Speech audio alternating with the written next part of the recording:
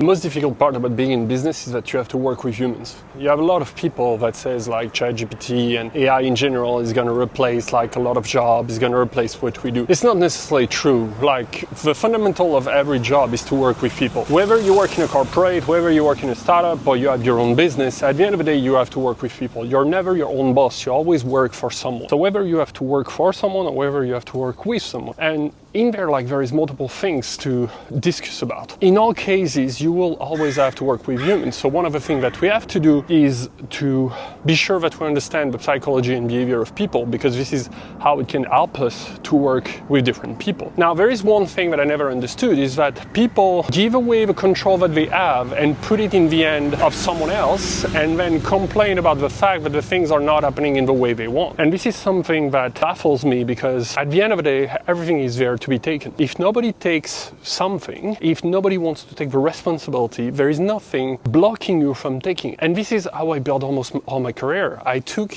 into control and I took ownership of things that were not necessarily mine, but I saw were really valuable for me to accomplish my goals and to be successful. And I was having this discussion this morning with someone, because we were discussing about the problems between teams in one of the project that I'm in. And so, you know, like, they're working, like, this project, this client is working with supplier, and they're not happy about this supplier because they're taking too much money and everything. And I'm like, I don't understand, because you chose this supplier. This supplier is really important for your business, because basically you're a solo business and you're taking one supplier to do that, one supplier to do social media. So basically your business is 3 people. So your business was 100% you. Now you need someone else, for example, for social media, and you decide to recruit that person. Suddenly 50% of your business is that person, which means that 50% of the culture is coming from that person. That first hire is so important that you can't even imagine, because it will decide a lot on how your business is going to succeed or not. Now imagine that you bring a third person. This third person is 30% of your business, right? So how can you not see the importance of choosing the right people that will be working really well with you? And I think that people take the point where, at a certain point where they can't anymore, they just recruit anybody they can, and so that way, or they recruit someone really cheap because they're like, oh, I'm not going to pay that much money for this, instead of recruiting someone that is really good, that they're ready to pay for the skills, they're ready to pay for someone to be committed. And this is something I've seen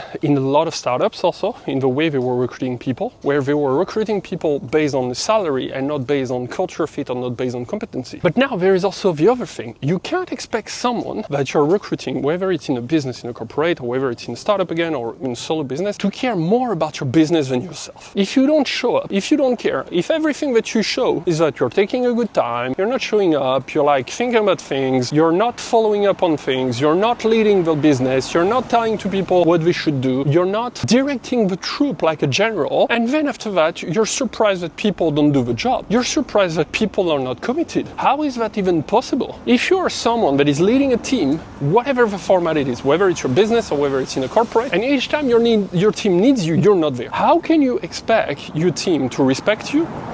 How can you expect your team to be capable to care more about what you do than yourself? I found it unbelievable. And this is really like everything that it is to work with humans. It's like you have this type of behavior, whether it's through collaboration or whether it's through transactional on the way they work and everything, where you have people that need to work together, and basically nobody is taking ownership. Nobody is taking control about things. Nobody is showing up. Nobody is showing leadership. Everybody is just waiting for the other people to do something. And when it's too late, when it arrives the time to deliver, when it arrives the time that a project ends, when it arrives the time that there is an event that happens, everybody is like, oh, but it's not a success.